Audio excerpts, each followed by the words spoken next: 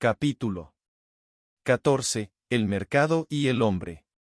Separar el trabajo de las otras actividades de la vida y someterlo a las leyes del mercado equivaldría a aniquilar todas las formas orgánicas de la existencia y a reemplazarlas por un tipo de organización diferente, atomizada e individual. Este plan de destrucción se llevó a cabo mediante la aplicación del principio de la libertad de contrato. Es como si en un momento dado se decidiese en la práctica que las organizaciones no contractuales fundadas en el parentesco, la vecindad, el oficio o las creencias, debían ser liquidadas, puesto que exigían la sumisión del individuo y limitaban por tanto su libertad. Presentar este principio como una medida de no injerencia, como sostenían comúnmente los partidarios de la economía liberal, equivalía a expresar pura y llanamente un prejuicio enraizado en un tipo muy particular de injerencia, a saber, la que destruye las relaciones no contractuales entre individuos y les impide organizarse espontáneamente. Las consecuencias de la institucionalización de un mercado de trabajo resultan patentes hoy en los países colonizados. Hay que forzar a los indígenas a ganarse la vida vendiendo su trabajo. Para ello es preciso destruir sus instituciones tradicionales e impedirles que se reorganicen, puesto que, en una sociedad primitiva, el individuo generalmente no se siente amenazado de morir de hambre a menos que la sociedad en su conjunto se encuentre en esa triste situación. En el sistema territorial de los Cafres, Craat, por ejemplo, la miseria es imposible, resulta impensable que alguien no reciba ayuda si la necesita. Ningún Kukiutel ha corrido nunca el menor riesgo de padecer hambre. No existe hambre en las sociedades que viven en el límite del nivel de subsistencia. Del mismo modo, se admitía también que en la comunidad rural india se estaba al abrigo de padecer necesidad y, podemos añadir, que así ocurría también en cualquier tipo de organización social europea hasta comienzos del siglo XVI, cuando las ideas modernas sobre los pobres, propuestas por el humanista Vives, fueron debatidas en la Sorbona. Y, puesto que el individuo no corre el riesgo de morirse de hambre en las sociedades primitivas, se puede afirmar que son en este sentido más humanas que la economía de mercado, y al mismo tiempo que están menos ligadas a la economía. Como si se tratase de una ironía del destino, la primera contribución del hombre blanco al mundo del hombre negro fue esencialmente hacerle conocer el azote del hambre. Fue así como el colonizador decidió derribar los árboles del pan, a fin de crear una penuria artificial, o impuso un impuesto a los indígenas sobre sus chozas, para forzarlos a vender su fuerza de trabajo. En ambos casos, el efecto es el mismo que el producido por las enclosures de los Tudor con sus estelas de hordas vagabundas. Un informe de la Sociedad de Naciones menciona, con el horror consiguiente, la reciente aparición en la sabana africana de ese personaje inquietante característico de la escena del siglo XVI europeo, el hombre sin raíces. Esta figura se la podía encontrar en el ocaso de la Edad Media únicamente en los intersticios de la sociedad. Era, sin saberlo, el precursor del trabajador nómada del siglo XIX. Ahora bien, lo que el blanco practica aún hoy coyunturalmente en tierras lejanas, concretamente la demolición de las estructuras sociales para obtener mano de obra, lo han hecho también los blancos en el siglo XVIII sobre poblaciones blancas con los mismos objetivos. La visión grotesca del estado de Ob es un leviatán humano cuyo vasto cuerpo está hecho de un número infinito de cuerpos humanos ha sido recreada, poco más o menos, por la construcción del mercado de trabajo de Ricardo, una riada de vidas humanas cuya capacidad está regulada por la cantidad de alimentos puestos a su disposición. Pese a que Ricardo reconoció la existencia de una norma basada en la costumbre, según la cual ningún salario obrero podría caer por debajo de un nivel establecido, pensaba también que este límite no se aplicaría más que si el trabajador se veía reducido a elegir entre morir de hambre u ofrecer su trabajo en el mercado a un estipendio mínimo.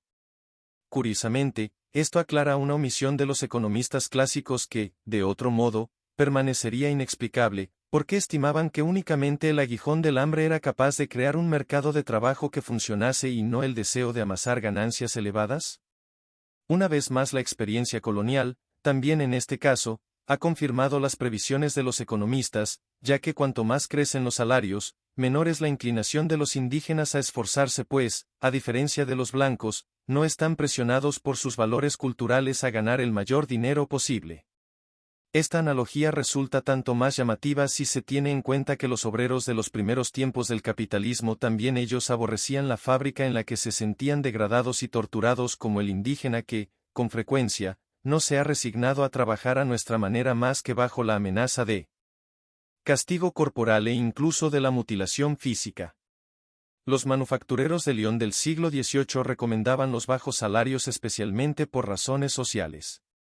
Solo un obrero agotado por excesivo trabajo y oprimido, pensaban, renunciaría a asociarse con sus camaradas y a rebelarse contra la condición de servidumbre personal, en la que su amo podía obligarle a hacer todo lo que quería. La coacción de la ley y la servidumbre parroquial en Inglaterra, los rigores de una policía absolutista del trabajo en el continente europeo, el trabajo bajo coacción en la América de comienzos de la época industrial constituyeron las condiciones previas para que existiese el trabajador voluntario. El último estadio de este proceso ha sido alcanzado, sin embargo, con la aplicación de la sanción natural, el hambre. Para poder desencadenarla era preciso destruir la sociedad orgánica que rechazaba la posibilidad de que los individuos muriesen de hambre. La protección de la sociedad correspondió en primer lugar a los dirigentes que podían obligar a que se cumpliese su voluntad directamente. Y, sin embargo, los representantes del liberalismo económico suponen demasiado fácilmente que los dirigentes económicos pueden ejercer una acción benéfica mientras que este no es el caso de los dirigentes políticos. Esta no parece haber sido la opinión de Adam Smith cuando recomendaba que una autoridad británica directa reemplazase en la India la administración por una compañía patentada. Los dirigentes políticos, afirmaba, tendrían intereses paralelos a los de los governados, cuya riqueza contribuirían a incrementar sus ingresos, mientras que los intereses de los comerciantes eran opuestos por naturaleza a los de sus clientes. Correspondió a los propietarios de tierras ingleses, por interés y por inclinación, proteger la vida de las gentes del pueblo contra la avalancha de la revolución industrial. El sistema de Speenamland era un foso construido para defender la organización rural tradicional en el momento en que la tormenta del cambio barría los campos y convertía además a la agricultura en una industria precaria. Los Squires fueron los primeros, por su repugnancia natural a inclinarse ante las necesidades de las ciudades manufactureras, en defender lo que sería luego el desgraciado combate de todo un siglo. Su resistencia no fue sin embargo inútil, ya que les evitó la ruina durante varias generaciones y les permitió readaptarse casi completamente. Durante un lapso de tiempo crítico de 40 años, su resistencia retrasó el progreso económico y cuando, en 1834, el Parlamento surgido del Reforma Bill abolió el sistema de Speenamland, los propietarios de tierras desplazaron su línea de resistencia hacia las leyes de la fábrica. La Iglesia y los nobles excitaban entre tanto al pueblo contra los propietarios de fábricas cuyo predominio convertía en irresistible la exigencia de alimentos baratos y amenazaba así directamente con arruinar las rentas y los diezmos. Ouste era, por una parte, partidario de la Iglesia, Tory y proteccionista, y, por otra, era también un humanitarista. Lo mismo ocurre, aunque varíen las mezclas de estos ingredientes del socialismo Tory, con otros grandes campeones del movimiento fabril, tales como Sadler, Southey y Lord Shaftesbury, pero la premonición de amenazantes pérdidas pecuniarias que inspiraba al grueso de sus partidarios no estaba demasiado fundada. Los exportadores de Manchester comenzaron a reclamar pronto a grandes gritos salarios más bajos, lo que suponía el trigo menos caro, la anulación del sistema de Speenamland y el crecimiento de las fábricas preparaban de hecho la vía al triunfo de la agitación anti-Corn Law de 1846. Razones fortuitas, sin embargo, retrasaron la ruina de la agricultura inglesa durante toda una generación. En ese momento Disraeli fundaba el socialismo Tory basándose en las protestas contra la reforma de las leyes de pobres, y los propietarios de tierras inglesas imponían técnicas de vida radicalmente nuevas a una sociedad industrial. La Ley de las 10 horas de 1847, saludada por Karl Marx como la primera victoria del socialismo, era obra de reaccionarios ilustrados.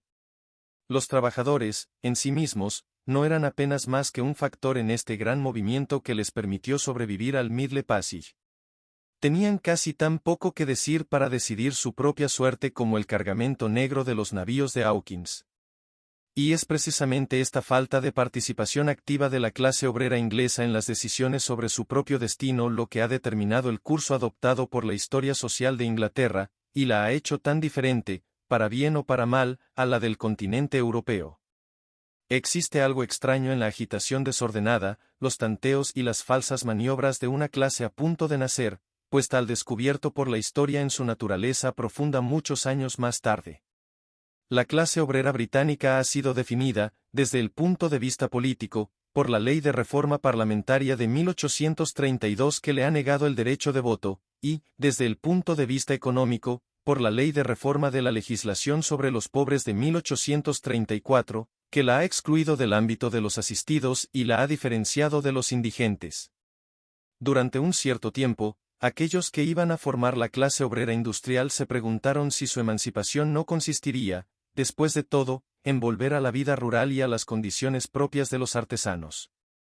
A lo largo de los 20 años que siguieron a la instauración del sistema de Spenam Land, se esforzaron sobre todo en detener la libre utilización de las máquinas, bien fuese mediante la entrada en vigor de las cláusulas de aprendizaje del Estatuto de los Artesanos, o bien mediante acciones directas como las de los luditas.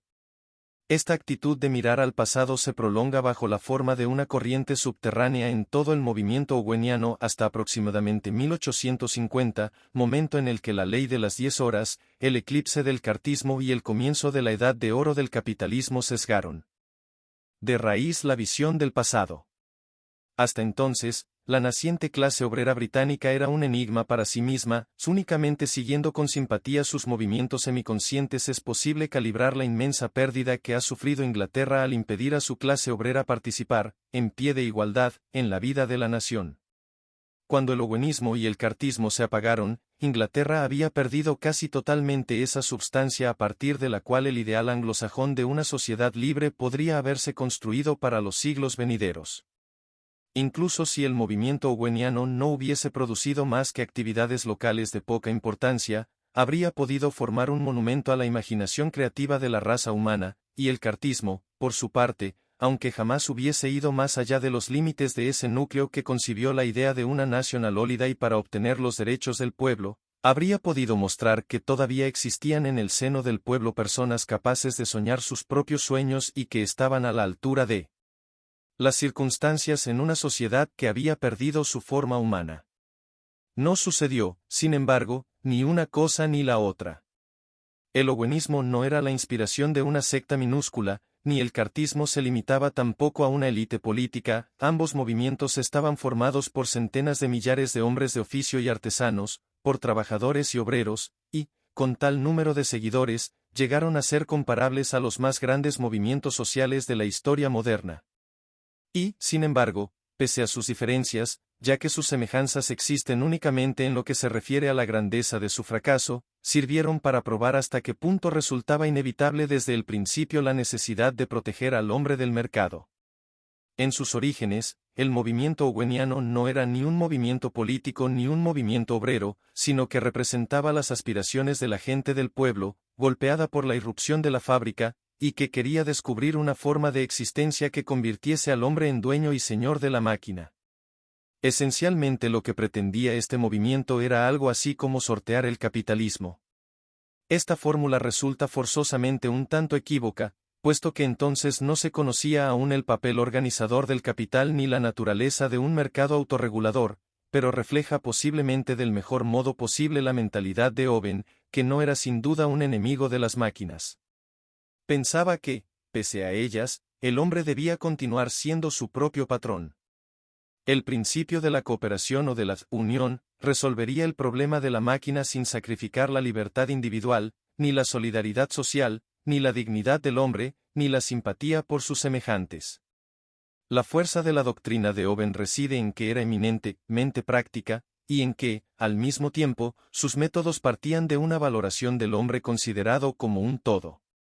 Por esto, aunque los problemas estuviesen intrínsecamente relacionados con los que existían en la vida cotidiana, tales como la calidad de la alimentación, el alojamiento, la educación, el nivel de los salarios, el modo de evitar el desempleo, la asistencia en caso de enfermedad y otros asuntos del mismo tipo, eran perfectamente armonizables con las fuerzas morales puestas en juego para resolverlos.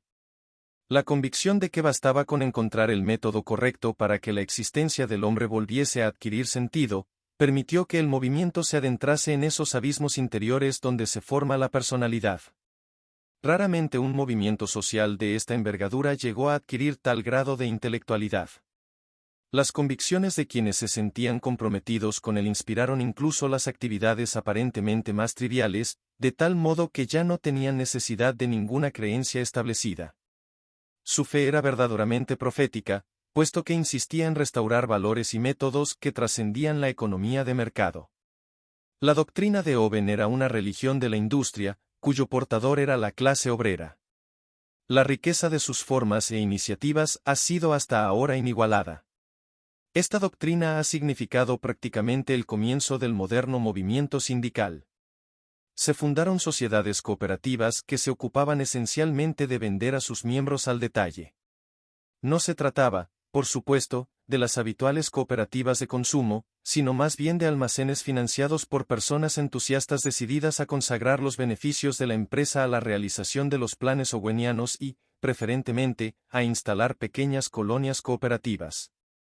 Sus actividades se centraban en la educación y en la propaganda, así como en el comercio, tenían como finalidad la creación de una sociedad nueva a través de la asociación de sus esfuerzos. Las union shops montadas por miembros de los sindicatos tenían más bien el carácter de cooperativas de productores, los artesanos en paro podían encontrar en ellas trabajo o, en caso de huelga, ganar algo de dinero a modo de subsidio de huelga. El Labor Exchange de Owen desarrollaba la ideal del almacén cooperativo con unas características sui generis. El centro de esta bolsa o de este bazar radicaba en la confianza de la naturaleza complementaria de los oficios, al satisfacer unos las necesidades de los otros se creía que los artesanos iban a emanciparse del influjo aleatorio del mercado, más tarde se recurrió a los bonos de trabajo que conocieron una notable difusión. Todo este dispositivo puede parecernos hoy fantástico, pero en la época de Owen no solamente el carácter del trabajo salarial sino también el de los billetes de banco eran todavía un ámbito inexplorado. El socialismo no era esencialmente distinto de estos proyectos, de esas invenciones que tanto abundaron en el movimiento betamiano. No solamente la oposición rebelde, sino también la respetable burguesía tenía entonces el humor de experimentar. Jeremy Bentham invirtió su propio dinero en el plan futurista de Owen en New Lanark y obtuvo dividendos con ello. Las sociedades owenianas propiamente dichas eran asociaciones o clubs destinados a mantener planes de colonias de cooperación, como las que hemos descrito cuando nos hemos referido a la asistencia de los pobres, tal era el origen de las cooperativas de productores agrícolas, una idea que tuvo una larga y extraordinaria carrera.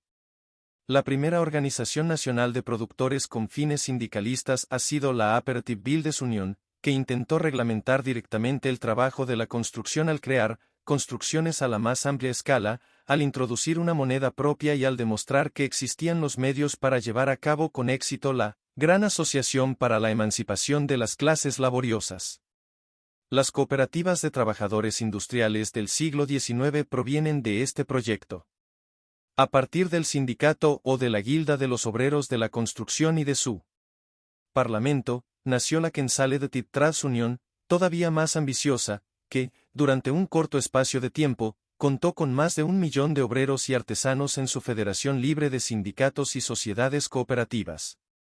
Su idea consistía en hacer una revolución industrial por medios pacíficos, lo que no nos parecerá contradictorio si recordamos que en el alba mesiánica del movimiento de los trabajadores la conciencia de su misión se consideraba que confería a sus aspiraciones un carácter irresistible.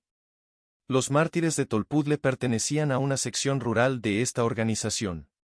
Las Regeneration Societies hacían propaganda para obtener una legislación en las fábricas y más tarde se fundaron las Ethical Societies, precursoras del movimiento secularista. La idea de resistencia no violenta se encontraba plenamente desarrollada en el interior de estas instituciones. Al igual que el Saint-Simonismo en Francia, el owenismo en Inglaterra presentó todos los signos de la inspiración espiritual, pero, mientras que los Saint-Simonianos trabajaban en favor de un renacimiento del cristianismo, Owen ha sido, entre los modernos dirigentes de la clase obrera, el primer adversario del cristianismo. Las cooperativas de consumidores de Gran Bretaña, que encontraron imitadores en el mundo entero, constituyeron evidentemente los frutos prácticos más eminentes del owenismo. El hecho de que su impulso se haya perdido o más bien se haya mantenido en la esfera periférica del movimiento de consumidores ha sido la mayor derrota sufrida por las fuerzas espirituales en la historia de la Inglaterra industrial. Y, sin embargo, un pueblo que, tras la degradación sufrida en el periodo de Spenamland, poseía aún la elasticidad necesaria para realizar un esfuerzo creador tan lleno de imaginación y tan constante, debió poseer un vigor intelectual y sentimental casi sin límites. La doctrina de Owen, con su reivindicación del hombre total, debía conservar aún rescoldos de esa herencia medieval de la vida de los gremios que encontraba su expresión en la guilda de la construcción y en el aspecto rural de su ideal social, las colonias de cooperación. Dicha doctrina, aunque es la fuente del socialismo moderno, no funda sus propuestas en la cuestión de la propiedad, que no es más que el aspecto legal del capitalismo. Al descubrir el nuevo fenómeno de la industria, como había hecho Saint-Simon, aceptaba el desafío de la máquina, pero el rasgo característico de esta doctrina consiste justamente en una voluntad de abordar los problemas desde el ángulo social, se niega a aceptar la división de la sociedad en una esfera económica y en una esfera política. Aceptar una esfera económica separada equivaldría a reconocer el principio de la ganancia y del beneficio como fuerza organizadora de la sociedad, a lo que Owen se opone tenazmente. Su sensibilidad le permitió reconocer que la incorporación de la máquina no era posible más que en una sociedad nueva. El aspecto industrial de las cosas no se limitaba para él a lo económico, tampoco aceptaría una visión mercantil de la sociedad. New Lanark le había enseñado que en la vida de un trabajador el salario no es más que un factor entre otros muchos, tales como el medio natural, la vivienda, la calidad y los precios de las mercancías, la estabilidad y la seguridad en el empleo. Las manufacturas de New Lanark, al igual que otras empresas anteriores, continuaban pagando a sus empleados incluso cuando no había trabajo. Pero la adaptación a esa nueva sociedad suponía mucho más que esto: la educación de niños y adultos, las medidas adoptadas para la diversión, la danza y la música, y la idea generalmente aceptada de que jóvenes y viejos tenían criterios morales y personales elevados era lo que creaba una atmósfera que confería un nuevo estatuto a la población industrial en su conjunto. Millares de personas venían de toda Europa, y también de América, a visitar New Lanark como si se tratase de una reserva del futuro en la que se hubiese al fin realizado la imposible promesa de hacer funcionar una fábrica con una población humana. Y, sin embargo, la empresa de Owen pagaba salarios considerablemente más bajos que los que se pagaban habitualmente en algunas ciudades vecinas. Los beneficios de New Lanark provenían fundamentalmente de la fuerte productividad de un trabajo de más corta duración, gracias a una excelente organización y a hombres que no estaban fatigados, ventajas que se conseguían con el aumento de salarios reales que suponían las generosas medidas adoptadas para hacer la vida más agradable. Estas medidas explicaban por sí mismas los sentimientos de semi-adulación que los trabajadores sentían por Owen. De experiencias de este tipo extrajo Owen su peculiar manera de abordar el problema de la industria, un modo social que desbordaba lo económico. Es preciso rendir otro homenaje a su gran penetración. A pesar de ver las cosas desde arriba, conoció el impacto de los hechos materiales concretos sobre la existencia de los trabajadores. Sus sentimientos religiosos reaccionaban contra el trascendentalismo concreto de una Hannah More y de sus Cheap Repository Tracts. Uno de ellos ponía como ejemplo a una niña que trabajaba en una mina de Lancashire. A la edad de 9 años se la obligó a descender a un pozo para trabajar en la extracción de carbón con su hermano, que tenía 2 años menos que ella. Seguía con vivacidad a su padre en su descenso por el pozo de la mina, se enterraba en las entrañas de la tierra y allí, a una tierna edad, sin que importase su sexo, realizaba el mismo trabajo que los mineros, una raza de hombres verdaderamente rudos, pero muy útiles a la comunidad. Su padre murió en un accidente en el fondo de la mina ante los ojos de sus hijos. Su hija se presentó entonces para solicitar un empleo de sirvienta, pero chocó con los prejuicios, por el hecho de haber trabajado como minera y nadie la aceptó. Felizmente, un deseo consolador de la providencia convierte sus aflicciones en bendiciones. Alguien observa su entereza y su paciencia, solicita información de la mina, que proporciona sobre ella unos informes maravillosos, y finalmente es aceptada en un hogar. Esta historia, concluye el folleto, puede enseñar a los pobres que es muy raro que se encuentren en unas condiciones de vida tan lastimosas que les impidan alcanzar un cierto grado de independencia siempre que decidan esforzarse, y que no puede existir una situación tan mediocre que les impida practicar muchas nobles virtudes. Las hermanas More gustaban de trabajar en medio de los trabajadores famélicos pero rechazaban preocuparse por sus sufrimientos físicos, tendían a resolver el problema material planteado por la industrialización concediendo simplemente a los trabajadores un estatuto y una función que provenía de la plenitud de su magnanimidad. Hannah More insistía en el hecho de que el padre de su heroína era un miembro muy útil para la comunidad, el valor de su hija era reconocido por los certificados expedidos por sus empleadores, creía pues que no hacía falta nada más para el funcionamiento de una sociedad. Owen se distanció de un cristianismo que renunciaba a la tarea de dominar el mundo de los hombres y que prefería exaltar el estatuto y la función imaginarias de la miserable heroína de Hannah More, en vez de mirar de frente la terrible revelación, que trasciende del Nuevo Testamento, de la condición humana en una sociedad compleja. Nadie puede dudar de la sinceridad que inspira la conciencia de Hannah More, cuanto más se plieguen los pobres a su condición degradada, con mayor facilidad encontrarán las consolaciones celestes, si Hannah únicamente confía en estas consolaciones, tanto en función de la salvación de los pobres, como del buen funcionamiento de una sociedad de mercado en la que cree firmemente. Pero estas cáscaras vacías del cristianismo, sobre las que vegetaba la vida interior de los miembros más generosos de las altas clases de la sociedad, no constituían más que un pobre contraste con la fe creadora de esta religión de la industria, en el interior de la cual el pueblo de Inglaterra intentaba redimir a la sociedad. El capitalismo se mostraba, por tanto, todavía con futuro. El movimiento cartista se dirigía a un conjunto de fuerzas tan diferentes que se habría podido predecir su emergencia a partir del momento en el que el owenismo y sus iniciativas prematuras habían prácticamente fracasado. Consistió en un esfuerzo puramente político que intentó ejercer un influjo sobre el gobierno a través de canales constitucionales. Su tentativa para ejercer esta presión siguió la línea tradicional del Reform Movement que había obtenido el derecho de voto para las clases medias. Los 6 puntos de la Carta exigían un sufragio popular efectivo. El rigor inflexible con el que el Parlamento proveniente del Reform Bill rechazó esta extensión del derecho de voto durante una tercera parte del siglo XIX, el uso de la fuerza contra las masas que apoyaban la Carta, el horror de los liberales de los años 1840 a la idea de un gobierno popular, todo esto prueba que el concepto de democracia era entonces algo extraño a la burguesía inglesa. Fue necesario que la clase obrera aceptase el principio de una economía capitalista y que los sindicatos hiciesen del funcionamiento sin sobresaltos de la industria su mayor preocupación para que la burguesía concediese el derecho de voto a aquellos obreros que estaban en las mejores condiciones, es decir, bastante tiempo después del derrumbe del movimiento cartista, cuando se tuvo la certeza de que los obreros no intentarían utilizar su derecho de voto en beneficio de sus propias ideas. Si con esto se trataba de extender las formas de existencia de la economía de mercado, estaba quizás justificado, ya que efectivamente ayudó a superar los obstáculos que suponía la supervivencia de las formas de vida orgánica y tradicionales en los trabajadores, pero si se trataba de algo totalmente diferente, es decir, rehabilitar a las gentes del pueblo desenraizadas por la revolución industrial y admitirlas en el seno de una cultura nacional común, esto no se consiguió.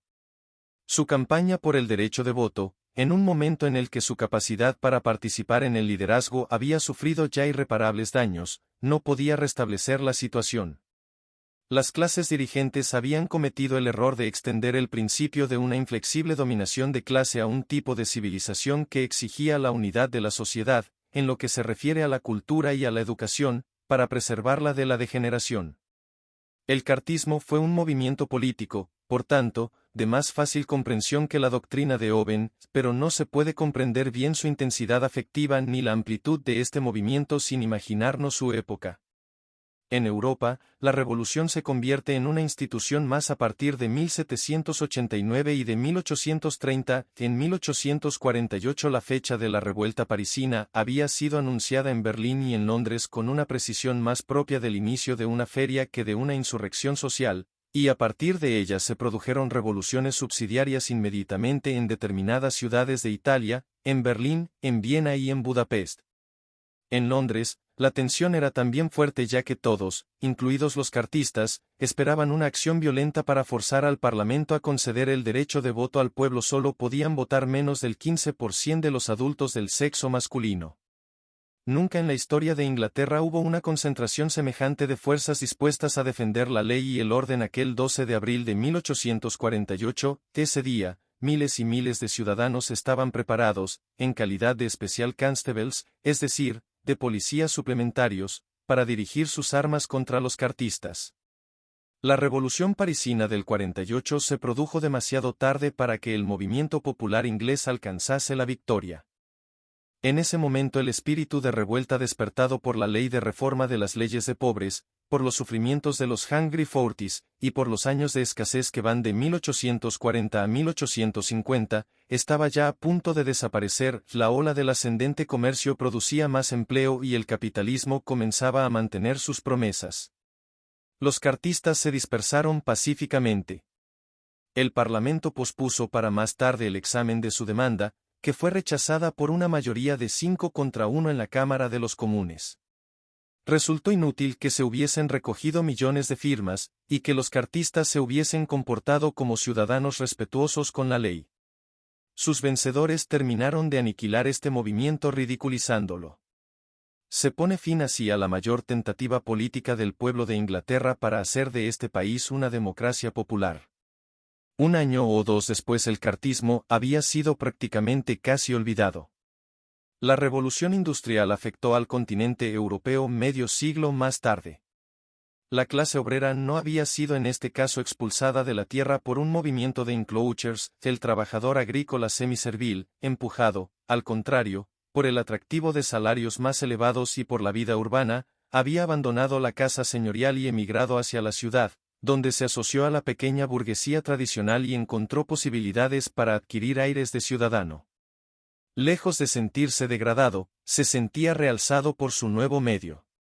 Y, pese a que las condiciones de alojamiento eran abominables y que el alcoholismo y la prostitución hicieron estragos en las capas inferiores de las ciudades hasta comienzos del siglo XX, no existe, sin embargo, ninguna comparación posible entre la catástrofe moral y cultural sufrida por el Kettage o el Capihol de inglés, cuyos antepasados vivieron desahogadamente, que se encontraron a punto de vagar sin esperanza por el fango social y material de los tugurios que rodeaban cualquier fábrica, y los trabajadores agrícolas eslovacos o incluso los de Pomerania, que se transformaron, casi de un día para otro, de criados que dormían en los establos en trabajadores industriales de una metrópoli moderna. Es muy posible que un jornalero irlandés, escocés o del país de Gales viviesen una experiencia parecida cuando deambulaba por las pequeñas calles de Manchester o de Liverpool, pero el hijo del yeoman inglés o del Kettage expulsado no tenían, sin duda, la impresión de que se elevaba su estatus. El paleto recientemente emancipado del continente europeo no solo tenía muchas posibilidades de ascender al nivel de la pequeña burguesía artesanal y comerciante con sus viejas tradiciones culturales, sino también al de la propia burguesía, que socialmente lo dominaba y que se encontraba políticamente en el mismo barco y tan distante como el de la verdadera clase dirigente. Las fuerzas de las clases en ascenso, clase media y obrera, se habían aliado íntimamente contra la aristocracia feudal y el alto clero católico. Los intelectuales, concretamente los estudiantes de las universidades, cimentaban la unión de estas dos clases con su ataque común al absolutismo y los privilegios.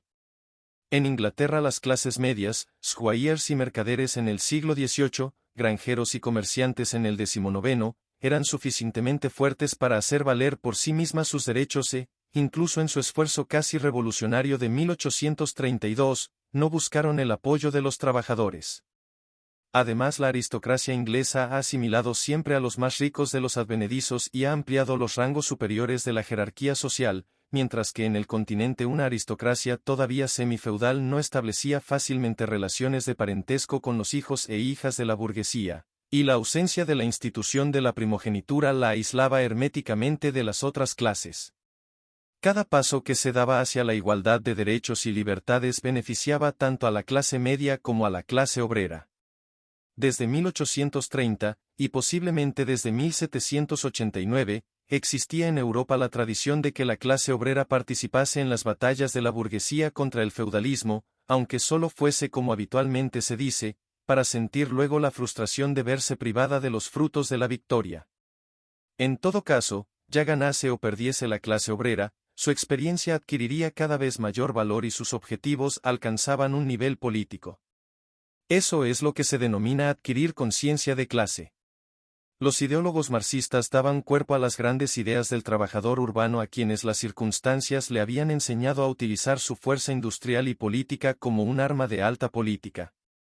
Mientras que el obrero británico estaba en vías de adquirir una experiencia incomparable de los problemas personales y sociales del sindicalismo, incluida la táctica y la estrategia de la acción industrial, y dejaba a sus superiores velar por la política nacional, el obrero de Europa Central se convertía, desde el punto de vista político, en un socialista y se habituaba a tratar problemas de Estado. Bien es verdad que esos problemas concernían, sobre todo, a sus propios intereses como ocurría con las leyes sobre las fábricas y la legislación social. Si existió un retraso de cerca de medio siglo que separa la industrialización de Gran Bretaña de la del continente europeo, existió un retraso todavía mucho más largo en lo que se refiere a la formación de la unidad nacional. Italia y Alemania no alcanzaron más que durante la segunda mitad del siglo XIX la etapa de unificación realizada siglos antes por Inglaterra, y los pequeños estados de Europa Oriental la consiguieron todavía mucho más tarde. En este proceso de construcción del Estado las clases obreras jugaron un papel vital, lo que reforzó aún más su experiencia política. En la era industrial ese proceso tenía necesariamente que incluir la política social. Bismarck intentó unificar el Segundo Reich llevando a cabo un plan histórico de legislación social. La unidad italiana se vio acelerada por la nacionalización de los ferrocarriles. En la monarquía austrohúngara, conglomerado de razas y pueblos, la corona pidió en varias ocasiones a la clase obrera que la apoyase para lograr sostener su obra de centralización y de unidad imperial. En esta esfera tan amplia, también los partidos socialistas y los sindicatos, tan influyentes en la legislación, tuvieron numerosas ocasiones de servir a los intereses del obrero industrial.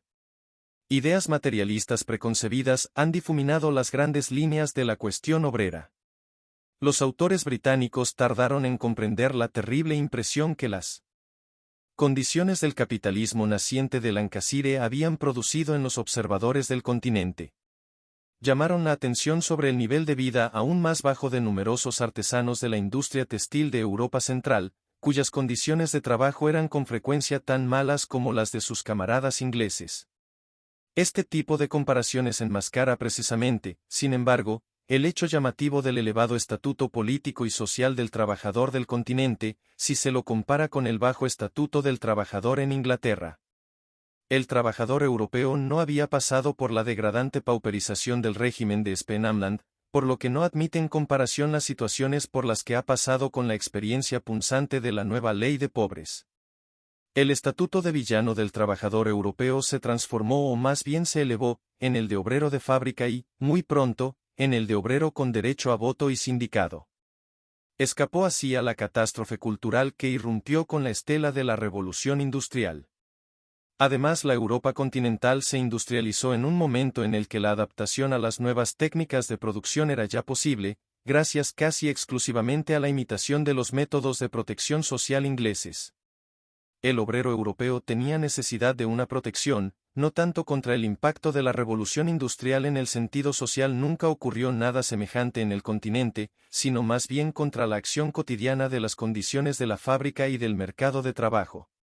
Con la ayuda de la legislación social obtuvo fundamentalmente esta protección, mientras que sus camaradas ingleses confiaban más en una asociación voluntaria, las trade unions, y en su capacidad para monopolizar el trabajo. Los seguros sociales llegaron relativamente mucho antes en el continente que en Inglaterra. Esta diferencia se explica fácilmente por la inclinación de los europeos hacia la política y porque el derecho de voto se extendió relativamente pronto a la clase obrera. Mientras que, desde el punto de vista económico, se sobreestima con facilidad la diferencia entre los métodos de protección obligatorios y voluntarios, la legislación frente al sindicalismo, desde el punto de vista político esta diferencia ha tenido grandes consecuencias. En el continente los sindicatos han sido una creación del partido político de la clase obrera, en Inglaterra el partido político ha sido una creación de los sindicatos. Mientras que en el continente el sindicalismo se hacía más o menos socialista, en Inglaterra el socialismo, incluso el político, permanecía siendo fundamentalmente sindicalista. Esta es la razón por la que el sufragio universal, que en Inglaterra ha tenido tendencia a reforzar la unidad nacional, presenta en ocasiones el efecto opuesto en Europa. Y es, sobre todo, en Europa y no en Inglaterra, donde se verificaron las inquietudes de Pitt y de Peel, de Tocqueville y de Macaulay sobre los peligros que un gobierno popular implicaba para el sistema económico. Desde el punto de vista económico, los métodos de protección social ingleses y europeos han producido resultados casi idénticos. Lograron los efectos previstos, el estallido del mercado en el que se compraba y vendía ese factor de producción conocido con el nombre de fuerza de trabajo. Ese tipo de mercado no podía cumplir con su objetivo más que si los salarios descendían de un modo paralelo a los precios. Desde el punto de vista de los hombres, este postulado implicaba para el trabajador una extrema inestabilidad en sus ganancias, una ausencia total de cualificación profesional, una despiadada disposición a dejarse llevar de cualquier forma de un lado para otro, en fin, una dependencia completa en relación a los caprichos del mercado. Maísis afirmaba con razón que si los trabajadores no se comportaban como sindicalistas, sino que reducían sus exigencias y cambiaban de domicilio y de ocupación, siguiendo los dictados del mercado de trabajo, podrían terminar encontrando trabajo. Esto resume la situación del trabajador en un sistema basado en el postulado que confiere el carácter de mercancía al trabajo. No corresponde a la mercancía decidir en dónde va a ser vendida, qué uso se hará de ella, a qué precio se le permitirá cambiar de mano o de qué modo será consumida o destruida. A nadie se le ha ocurrido, escribe este liberal consecuente, que ausencia de salario sería una expresión más correcta que ausencia de trabajo, pues de lo que carece la persona sin empleo no es del trabajo, sino de la remuneración del trabajo. Maísis tenía razón, pero no podía alardear de originalidad 150 años antes que el obispo Whately decía: cuando un hombre solicita trabajo, en realidad lo que pide no es trabajo, sino un salario. Es pues cierto, técnicamente hablando, que el paro en los países capitalistas se debe a que la política tanto del gobierno como de los sindicatos tiende a mantener un nivel de salarios que no está en armonía con la productividad del trabajo en tanto que tal.